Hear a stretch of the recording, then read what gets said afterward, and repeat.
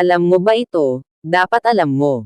Para maiwasan ang di inaasahang pwedeng mangyari sa mga bata. Halina't sabay nating alamin. Tuklasin para maiwasan ang epekto ng walang pakialaman.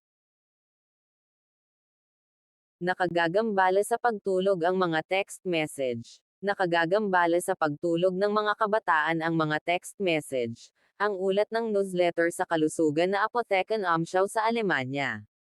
Sa isang pag-aaral na idinaos sa Leuven University, sa Belgium, 2,500 kabataan, na edad 13 hanggang 16, ang tinanong kung gaano kadalas silang nagigising dahil sa dumarating na mga text message sa kanilang mga cellphone at kung gaano katindi ang pagod na nadarama nila sa iba't ibang oras.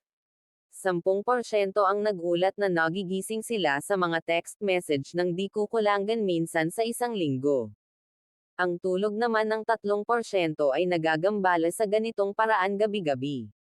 Ayon sa isa sa mga mananaliksik, ipinahihiwatig ng mga resulta ng pagsusuri na ang mga cellphone ay maaaring may malaking epekto sa kalidad ng pagtulog ng dumaraming teenager.